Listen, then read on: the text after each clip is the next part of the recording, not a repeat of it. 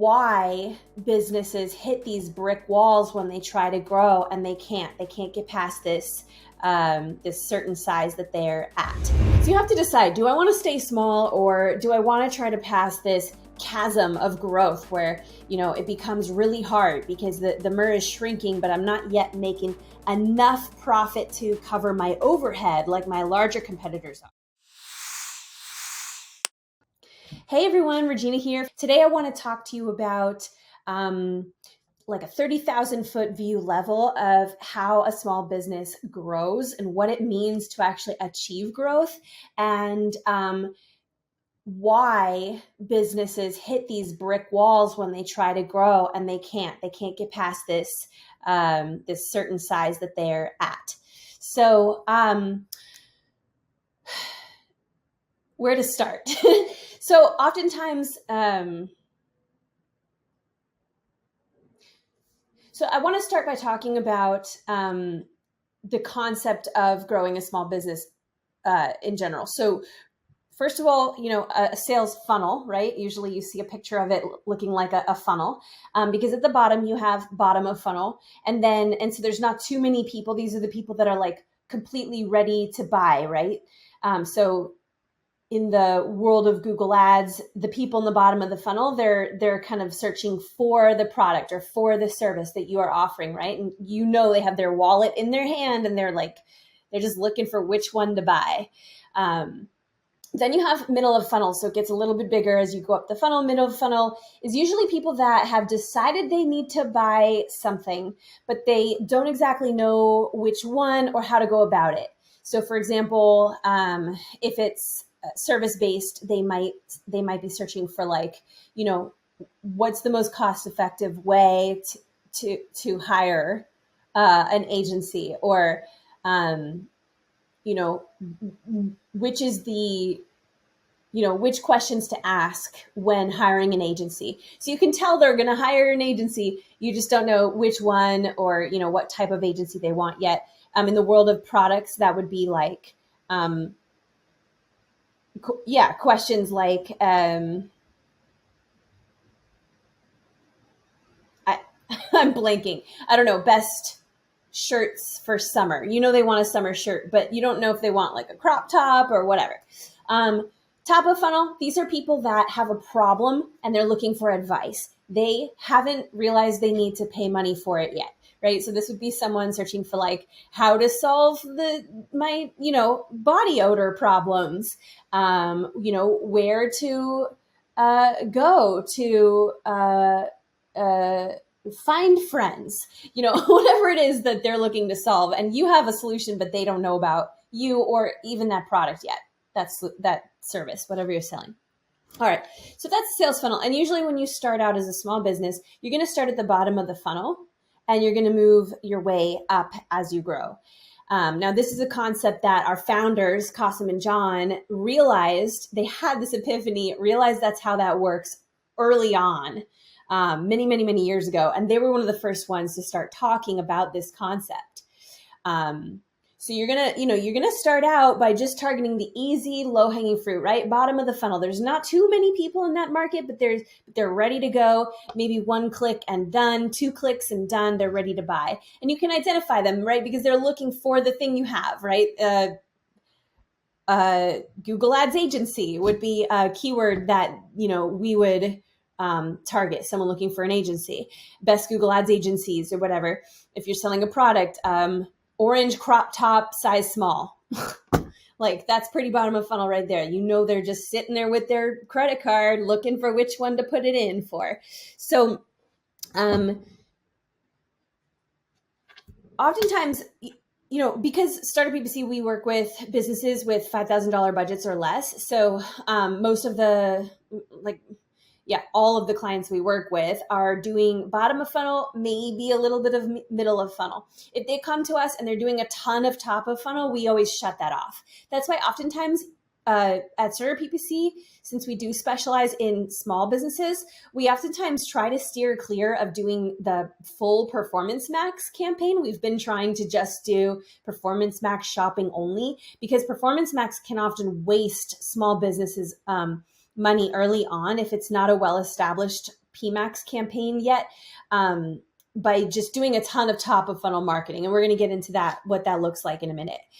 So they come to us, they're doing bottom of funnel, and oftentimes it's easy to get a high return when you're just doing the bottom of funnel, right? Because you're just so small that you're not even maxing out the bottom of funnel traffic yet. So you can kind of just carve out a corner of the market, and you don't have to pay the really competitive high price cost per clicks.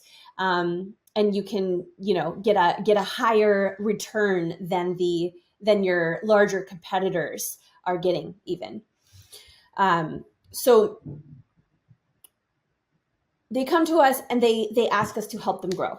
And this is where the challenge begins, right? Because oftentimes when you add budget, as I'm sure all of you guys have seen, you add budget and your return goes down. Your cost per acquisition goes up, or your MER shrinks. MER means media efficiency ratio. Cost per acquisition can mean cost per lead or cost per customer, whichever metric you're looking at. So you have to decide, do I want to stay small, or do I want to try to pass this chasm of growth where, it becomes really hard because the MER is shrinking, but I'm not yet making enough profit to cover my overhead like my larger competitors are. So my return is shrinking, and I need more profit. The only way to get more profit is to grow, but the growth brings shrinking returns. And so you just decide to stay small. Okay. So, the reason why this is happening is because growth means going up the funnel, right? So as we've just talked about, people up the funnel are not yet ready to buy. So it becomes less efficient, right? Those people are going to be clicking 3 times, 4 times, 10 times. And it's not just that they're clicking on your ad 10 times, right? You need to also have new types of ads. What do I mean by new types of ads? I'm talking about middle of funnel ads or top of funnel ads. They need to, which also we'll get to in just a second. They also need to kind of be in your sphere for a while, right? A lot of people need a lot of warming up because they're going to start at the top. They don't even know what they need for a solution. Then they need to research solutions. This could take days, weeks. It depends on what you're selling, months sometimes. And so there's also kind of a brand awareness aspect to it, right? You need to show up in their sphere several times. It's like when you're making a new friend, right? You don't go to an event, meet someone, and just hit it off immediately and suddenly you're best friends. Usually you see this person several times. They're kind of in your circle of friends, in your networking. And over time, you figure out you have things in common. That's kind of how it is, right? They need to have good vibes about you. They need to know that you have the solutions that you're looking for and that you are the best fit for that solution. So it just becomes more expensive because you have to do all that heavy lifting to get them warmed up to your brand. How do you do this heavy lifting? There's kind of 2 pieces of this puzzle, right? There's the more middle of funnel and top of funnel ads inside the campaign. And then there's the things that those ads require, okay, over here. And so the things that those ads require in order to run them, let me actually back up and just tell you what I mean by middle of funnel or top of funnel ads finally. So usually a top of funnel or middle of funnel campaign would be something like a YouTube outbound campaign, for example. So running video ads, but not just to the list of people that went to your site, to a new, fresh, cold audience who can now see your videos. This is really great, especially for lead gen, because usually you're selling yourself and your processes and your services. So you need to have videos so people can see your face and they can see what they're, who they're hiring, who they're going to be working with. So coming out with some videos that talk to cold leads is great for lead gen YouTube outbound campaign. Another example would be, if you're running search ads, targeting different keywords, right? Not just people looking for that product or that service, but people comparing and contrasting different types of products or services. Best questions to ask an agency. fashion trends for summer, things like that. So search campaigns. And by the way, if you're going to start adding middle of funnel and top of funnel search terms, I would put them into separate campaigns. So we oftentimes, as we're growing, we'll have a bottom of funnel campaign. We call it BOF search, stands for bottom of funnel. And then we'll start making like a top of funnel or middle of funnel, TOF or MOF search. And those have separate budgets, because if you just try to start adding those keywords into your bottom of funnel campaign, you'll find there's a lot more traffic looking for the middle of funnel, top of funnel, and they'll take all the budget, and you'll stop doing any bottom of funnel search targeting if you try to combine budgets. So make sure to separate those into campaigns. More examples would be like full-blown PMax, right? Full-blown performance max campaigns just do whatever they want to do. So they spend a lot of your budget on things like outbound display. That would be like an image-based ad going to a cold audience, right? That's like a billboard. That's just warming people up to your brand. Now we're doing brand awareness. More examples of this would be Gmail ads. This is great for clothing companies, by the way. Definitely you want to run Gmail ads, Gmail remarketing in the beginning, but then adding Gmail outbound. You know, when you're in your inbox and you see like, it looks like an email, but it says like promoted, that is a Gmail ad. And when you open it up, it's got like, you know, clothes that you want to buy. Not just clothes. I'm sure there's other types of usually product-based brands that benefit from Gmail ads, but clothing especially does well with Gmail. Okay, so that's what I mean by when I say middle of funnel and top of funnel ads. However, in order to run these ads, we cannot just have a drop shipping store, a bare bones drop shipping store. We cannot just have a bare bones website that sells services with 3 pages on it and a contact us button. It's fine when you're just starting out and that's all you have, and you're just targeting bottom of funnel and you're just trying to get the gears going on your business. But I think the mistake that clients make is they hire an agency like us and they expect us to be able to just grow the ads in a vacuum. And they're not putting the other pieces in place that we need in order to help them grow. So what we need our clients to do while we're building the ads is build a brand. People call it build a brand. I like to call it pulling out all the stops. You'll hear me say that phrase a lot, pulling out all the stops. But it's synonymous with build a brand, right? You need to, first of all, make sure your website is great. Make sure the click-through rate is high. You might want to start adding a blog to your website. That's the type of thing where, you know, if someone goes to your website more than once, they're going to be looking for fresh content. By the way, also Google will see that you're posting fresh content on your site, and it's going to be the most impactful thing to things like SEO. So if somebody has been to your site before and you're adding blog posts and they're over here in Google now searching for similar services or reading about similar services, Google's going to be much more likely to put you higher on the organic search results if you have fresh blog posts, and that person will see your website and think that you're a lot bigger than you are, right? So that's, you know, blogging is one way to help build a brand. Great for lead gen, not so great for product-based businesses. YouTube channels. Okay, guys, I cannot stress enough how valuable YouTube channels are. What's really cool about YouTube is every video that you make while you're working with us and you give it to us to run either for YouTube remarketing or YouTube outbound, it builds in views because of the ads, and Google will see those views and count them just the same as Google would count an organic view. And so your YouTube channel gets the opportunity to go to grow a lot faster if you're creating actively and consistently creating YouTube videos while you're running YouTube ads. But that's another example of building your brand. Without that, we can't run those outbound YouTube or run even effective remarketing YouTube.